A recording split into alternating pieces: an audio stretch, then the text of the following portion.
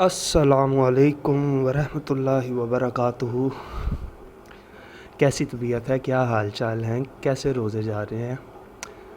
آپ لوگ مجھے کمنٹ میں بتایا کریں کہ اگر آپ چاہتے ہیں کہ میں کوئی اور ٹاپک ایکسپلور کروں اور کچھ بات کیا کروں تو لازمی کمنٹ کیا کریں، مجھے آپ کے کمنٹس کا انتظار رہتا ہے اور میں باقاعدہ، اور اگر آپ اپنے ٹاپک شیئر کرنا چاہتے ہیں تو آپ ضرور مجھے انسٹاگرام پہ ڈسکرپشنز میں لنک ہے، فیس بک کا، انسٹاگرام کا، ٹویٹر کا، اور میل بھی ہے، تو آپ مجھے میل کر سکتے ہیں، فیس بک پہ میسیج کر سکتے ہیں۔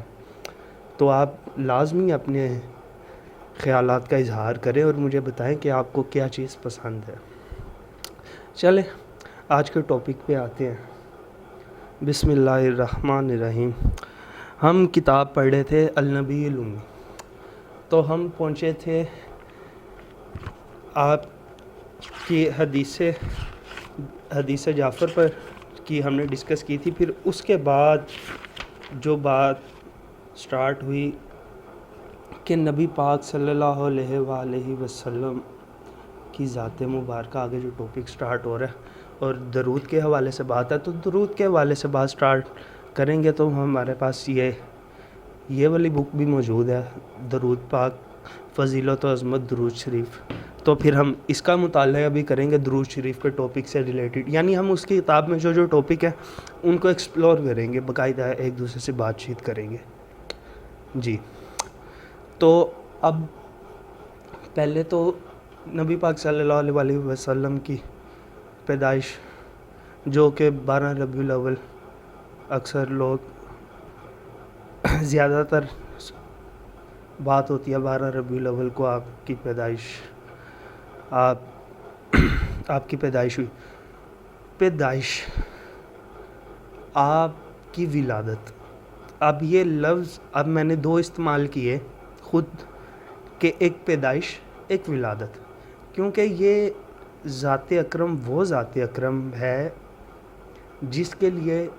جس کے لیے ادب کا ہونا، جن کے لیے ادب لازمی ہے، جن کی بات کرنے کے لیے، تو اس لیے ادب کو ملحوظ خاطر رکھا جائے گا، اور ہمیشہ رکھنا بھی چاہیے آپ لوگوں کو ملحوظ، کہ یہ ذات ایسی ذات ہے جس کے بےادبی کے اوپر کوئی بھی، کیونکہ اس کی بےادبی کے لیے اللہ پاک تو صرف ناپسند، یہ یہاں پہ معافی نہیں ہے، اس مقام پہ کوئی معافی نہیں ہے، کیونکہ ولایت جو ہے نا، ولایت کے 3 مقام ہیں: فنافی شیخ، فنافی رسول، فنافی اللہ۔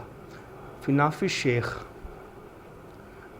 شیخ وہ مقام ہے، یعنی اپنی شیخ میں فنا ہونا، اپنے مرشد میں فنا ہونا، اس کے اندر آپ کو سارے رموز و آپ کو ہر چیز کرنی پڑتی ہے۔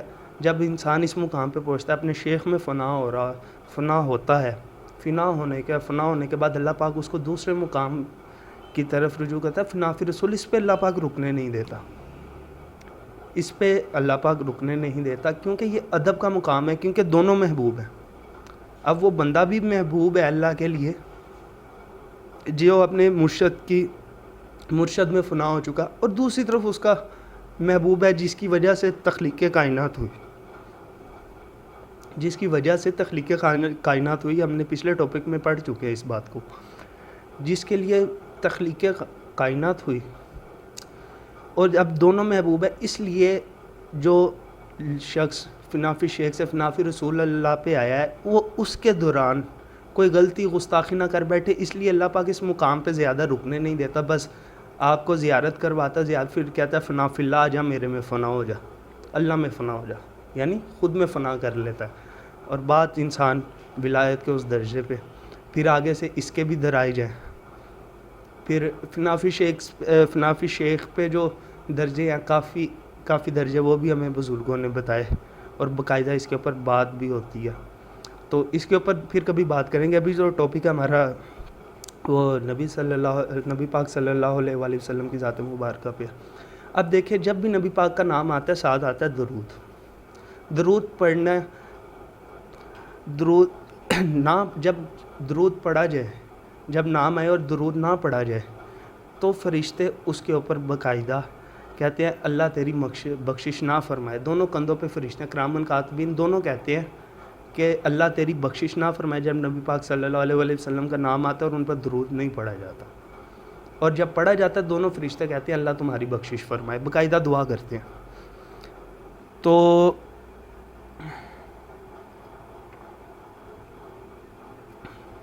ہم اس آیت سے شروع کریں گے, قرآن پاک کی آیت سے شروع کریں گے.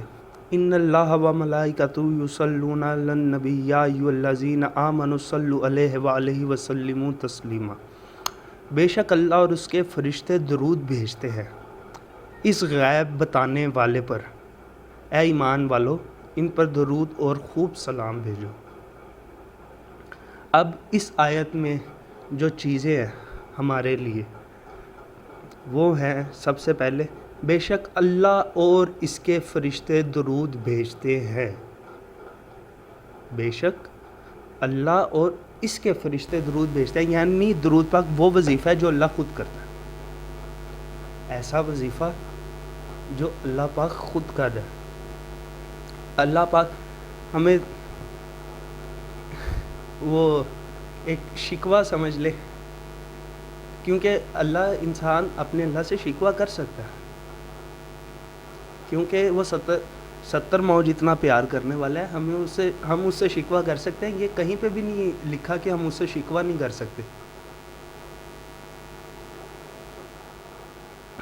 تو سب سے اب یہ درود پاک جو ہے نا یہ ہر حال میں قبول ہے, بلندی میں, پستی میں, پاکی میں, کہیں پہ بھی ہو, آپ کسی بھی جگہ پہ ہو, آپ نے درود پڑھا تو آپ کا قبول ہی قبول ہے. یہ ایسی عبادت ہے جو اللہ پاک خود کر رہا ہے. ہم ادھر ادھر کاموں میں الجھے ہوئے ہیں, یہ وظیفہ کر لے, وہ وظیفہ کر لے, فلاں وظیفہ کر لے, یہ کر لے, وہ کر لے. پر آپ کو پتہ ہے رمضان المبارک میں جتنے بھی اولیاء اکرام جو ہیں وہ اولیاء اکرام صرف اور صرف یہی وظیفہ کر رہے ہوتے ہیں رمضان المبارک میں, محرم میں, اولین وظیفہ. کیونکہ جو خدا کر رہا ہے اس سے بہترین بلکہ کون سا وظیفہ ہو سکتا ہے. تو پہلی بات تو یہ تھی کہ اللہ اور اس کے فرشتے درود بھیجتے ہیں, اور اس غیب بتانے والے پر, کس پر؟ غیب بتانے والے پر, یعنی غیب کا علم رکھنے والے پر, جو غیب کی باتیں بتاتا ہے. تو یہ پھر ان لوگوں کے لیے شاید کافی ثبوت ہے جو کہتے ہیں نعوذ باللہ آپ کو غیب کا علم نہیں تھا. کہ قرآن خود فرما رہا ہے اے ایمان والو ان پر درود اور خوب سلام بھیجو. تو اس لیے ہمیں تلقین بھی کی جا رہی ہے. ایک طرف پہلے بتایا جا رہا ہے کہ میں بھی وہ کرتا ہوں, میرے فرشتے بھی وہ کرتے ہیں, تم بھی کیا کرو. پھر ہمیں تلقین باقاعدہ کی جا رہی ہے قرآن کے اندر کہ آپ پڑھا کرو. اور پچھلے میں بات ہوئی تھی سمپلسٹی.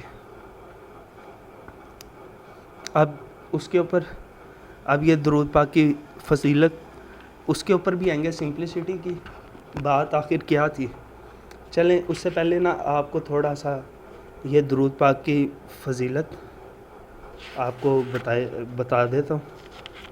خداوند کریم سب حاکموں کا حاکم ہے. اللہ حکم دے رہا ہے صرف ان کو جو ایمان والے ہیں, نبی پاک صلی اللہ علیہ وسلم سے محبت رکھنے والے ہیں. میں اللہ بھی درود بھیجتا ہوں, اے ایمان والو تم بھی درود بھیجو. کل کائنات کا بادشاہ حکم دے رہا ہے اور چاہتا ہے کہ اس کی مخلوق اس کے محبوب پر درود و سلام پیش کرے. اس کے لیے یہی خواہش ہوتی ہے کہ ساری دنیا اس کو محبوب رکھے, کیونکہ اللہ جب چاہتا ہے کہ میں پہچانا جاؤں تو وہ پھر چاہتا ہے کہ جو میں اب اس میں لا شریکیت والی جو بات ہے کہ جو اللہ کر رہا ہے وہ ہم کریں تو یہ تو ہم شرک کر رہے ہیں. نہیں, کچھ ایسی چیزیں ہیں جن پہ اللہ خود حکم دے رہا ہے, اور ان میں اول چیز وہ درود پاک ہے جو وہ خود بھی کر رہا ہے اور ہمیں بھی کہہ رہا ہے کرنے کے لیے کہ درود بھیجا کرو. درود شریف اللہ کا ذکر ہے. جب اللہ کا ذکر ہے آپ کو میں آیت بتاتا جاتا ہوں. ورفعنا لک ذکرک، یعنی بلند کیا ہم نے تمہارے لیے تمہارا ذکر، یعنی بلند کیا ہم نے تمہارے لیے تمہارا ذکر. تو سوچو کہ اللہ پاک خود فرما رہا ہے کہ ہم نے بلند کیا، کہ اللہ پاک چاہتا ہے کہ یہ ذکر بلند سے بلند تر ہو.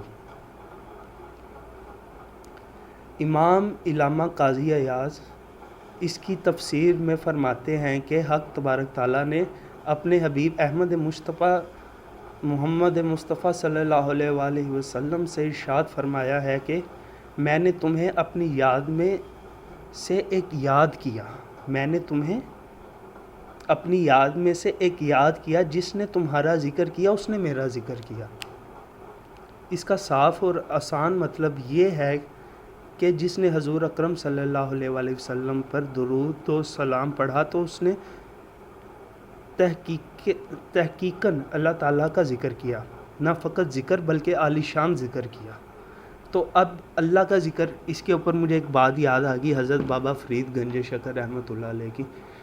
آپ نے اپنے مریدین سے سوال کیا کہ اس وقت اللہ کیا کر رہا ہے، اس وقت اللہ کیا کر رہا ہے.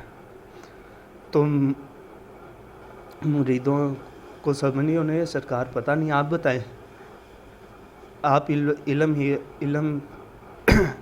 علم رکھنے والے ہیں، آپ بتائیں، آپ بہتر جانتے ہیں. تو سرکار فرمانے لگے، حضرت بابا فرید فرمانے لگے کہ وہ یا فرید کر رہا ہے. تو وہ سب مرید بڑا حیران ہوئے. بیچ میں سے کسی نے سوال کیا، کوئی تجسس پسند ہے نا انسان، تو وہ سوال کرتا ہے. تو آپ نے کہ مرید نے سوال کیا آپ سے کہ کیسے؟ تو سرکار فرمانے لگے کیا تم نے وہ آیت نہیں سنی قرآن کی، تم میرا ذکر کرو میں تمہارا ذکر کروں گا، تم فرش پہ میرا ذکر کرو میں عرش پر تمہارا ذکر کروں گا. اس لیے میں اس وقت اللہ اللہ کر رہا ہوں، یا فرید کر رہا ہے. بس اسی طرح خدا کا ذکر ضروری ہے، اور وہ جو ذکر کر رہا ہے یعنی اس کے جس نے رسول اللہ کی اطاعت کی اس نے اللہ کی اطاعت کی. جی 10 منٹ ہو چکے ہیں، تو اب آتے ہیں کل والے تھوڑے سے سمپلیسٹی. آئی ایم سوری، مجھے بیچ میں بریک لینا پڑا، تھوڑی طبیعت اپسیٹ ہو گئی. جی ہم بات کر رہے تھے سمپلیسٹی، جی ہاں سمپلیسٹی کی بات کر رہے تھے. تو سمپلیسٹی آتی کیسے ہے؟ وہ آتی ہے ہیومینٹی سے. ہیومینٹی مینس انسانیت، انسان بننا پڑنا. آدمی تو ہیں ہم پر انسان نہیں. ایسی ہم ڈسکس کرتے ہیں 40 سال میں نبوت ملی. اب ہم اس ذات مبارکہ کو ہی دیکھتے ہیں جن کے بارے میں بھی ذکر چل رہا تھا. آپ نبوت ملی 40 سال کی ایج میں، ظاہراً نبوت کا اعلان کیا گیا کہ آپ نے اعلان کیا کہ میں نبی ہوں. نبی تو آپ کب سے تھے، پر آپ نے لوگوں کو بتایا کہ 40 سال کی ایج میں جا کے بتایا کہ میں نبی ہوں، کیونکہ اللہ کا حکم آیا کہ اب بتاؤ. تو بہرحال یہ ایک الگ ٹاپک ہے. بہرحال ہم اپنے ٹاپک پہ آتے ہیں کہ 40 سال کی ایج میں نبوت ملی. آپ نے ایسا قرآن پاک کو 23 سال کے عرصے میں نازل کیا گیا. اب 40 سال میں 23 سال میں اسلام یا لوگوں منوا لیا گیا، اسلام کو مکمل کر دیا گیا، دین کو مکمل کر دیا گیا. پر 40 سال سے پہلے کا جو عرصہ تھا اس میں آپ نے ایسا کیا کیا کہ جب 40 سال کی ایج میں آ کے آپ نے کوفہ پہاڑی پر چڑھ کے کہا، اے کوفہ کے لوگوں، اگر میں کہوں کہ اس پہاڑی کے پیچھے ایک فوج ہے اور وہ تم پہ حملہ کرنے والی ہے، کیا تم مانو گے؟ تو سب نے کہا لبیک، ہم مانیں گے. تو ایسا کیا کیا سرکار نے 40 سال تک کہ وہ لوگ آپ پہ اتنا یقین کرتے تھے؟ وہ تھی انسانیت. اور جو لوگ انسانیت کو ایک علیحدہ مذہب کہتے ہیں وہ بہت انتہائی غلط بات کرتے ہیں، کیونکہ اسلام سے پہلے انسانیت کا کنسیپٹ کسی نے سمجھایا ہی نہیں تھا، انسانیت بتائی ہی نہیں تھی کسی نے۔ اسلام ہے، اسلام نے ہی آ کے انسانیت بتائی، کیونکہ اسلام سے پہلے تو بیٹیوں کو جلا دیا جاتا تھا، زندہ دفن کر دیا جاتا تھا، اور شراب، زنا، ہر چیز تو عام تھی۔ تو انسانیت سکھائی کس نے؟ بیٹی کو بیٹی کا درجہ، ماں کو ماں کا درجہ، رشتوں کو ایک جیسا کس نے بنایا؟ اسلام نے بنایا۔ انسانیت کا درس کس نے دیا؟ اسلام نے دیا۔ نبی پاک صلی اللہ علیہ وسلم کی ذات نے عمل کر کے دکھایا انسانیت پہ، تو لوگوں نے یقین کیا۔ لوگ کہتے تھے کہ آپ سچے ہیں، بے شک ہم جانتے ہیں کہ آپ سچے ہیں۔ اس لیے ہر انسانیت سب سے ضروری ہے۔ سب سے پہلے ہمیں انسان بننا ہے، تو ہم آٹومیٹکلی اللہ کے قرب میں آ جائیں گے۔ جو ہم چاہتے ہیں نا کہ ہم اللہ کے دوست بنیں، ہم بنیں اللہ کے دوست، تو وہ پھر سب سے پہلے انسان بنے۔ کیونکہ آپ جو اللہ کا دوست ہوتا ہے اس کو ولی کہتے ہیں، اور کبھی آپ کسی اللہ کے نیک بندے کی، اللہ کے دوست کی بارگاہ میں گئے ہوں تو آپ وہاں پہ نا ہر طرح کے عیسائی، سکھ، ہندو، ہر طرح کے لوگ ان کے ماننے والے ہیں۔ سب سے بڑی مثال سرکار تاج الدین اولیاء، پھر سرکار خواجہ غریب نواز۔ انڈیا میں سکھ بھی مانتے ہیں، ہندو بھی مانتے ہیں، عیسائی بھی مانتے ہیں، سب ادھر جا رہے ہیں۔ لوگوں کی بات داتا صاحب، ہر کوئی اپنی اپنی مرادیں لے کے آ رہا ہے، وہ کسی کو نہ نہیں کرتے۔ کیا انسانیت، انہوں نے انسانیت قائم کرنی ہے سب سے پہلے۔ اس لیے سب سے پہلے اپنے اخلاق کو، اپنے جو حقوق العباد ہیں ان کو تھوڑا اسٹرانگ کیجیے، ان کو پورا کیجیے، ان کی بنیاد کو اسٹرانگ کیجیے، تاکہ آپ کسی کو کوئی بات کہیں تو اس پہ اثر کرے، تو وہ کہے کہ یار یہ اتنا اچھا ہے تو اس کی کوئی وجہ ہے، کوئی خاص وجہ ہے۔ تو پلیز کائنڈلی تھوڑا سا آپ انسانیت کو ڈیولپ کریں۔ انسانیت ہے ہمارے اندر، انسانیت پیدا کرنے کی ضرورت نہیں ہے، انسانیت ڈیولپ کرنے کی ضرورت ہے۔ اس کو ڈیولپ کرنا ہے۔ جیسے ہم پہلے چھوٹے تھے، آہستہ آہستہ بڑے ہو گئے، یعنی ڈیولپ ہوتے گئے۔ معاشرہ تھا، پہلے ایک کمپیوٹر تھا، اس کے لیے پورا کمرہ چاہیے ہوتا تھا، اب ہاتھوں میں ہے کمپیوٹر۔ اسی طریقے سے ہمیں انسانیت کو بھی ڈیولپ کرنا ہے، آہستہ آہستہ اس کو کمپیکٹ اور سمارٹ بنانا ہے۔ تو ہمارے انسانیت پہ تھوڑا سا ہیومینٹی کے اوپر کام کرنے کی ضرورت ہے، تاکہ اسے ڈیولپ کرے، لوگوں کو آسانی سے پتہ چلے کہ نہیں یار یہ انسان ہے۔ تو اب ہم نے بہت ہی پیارا سیشن کیا آج کا، مجھے تو بہت مزہ آیا آج کے سیشن میں، آج کا سیشن کرنے میں، انتہائی مزیدار پوڈ کاسٹ رہی۔ تو میں آج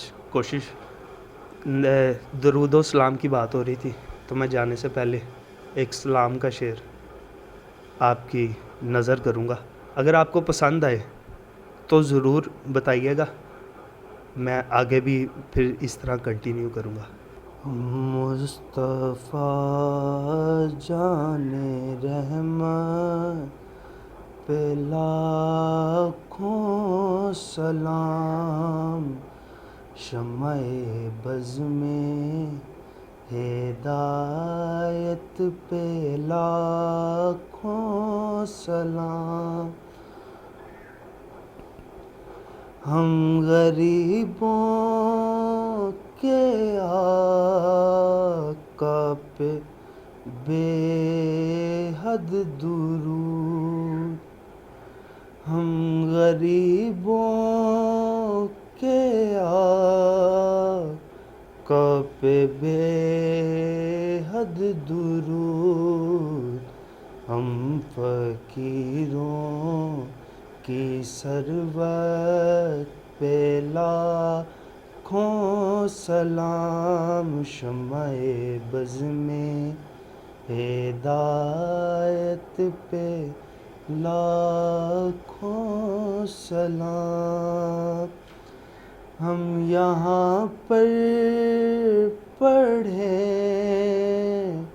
وہ مدینہ سنے, مصطفیٰ کی سماعت پہ لاکھوں سلام. شمع بز میں ہدایت پہ لاکھوں سلام. جزاک اللہ. بہت شکریہ, بہت شکریہ. لیں آپ کا دوست, آپ کا ہوسٹ تاجی آپ سے اجازت چاہتا ہے.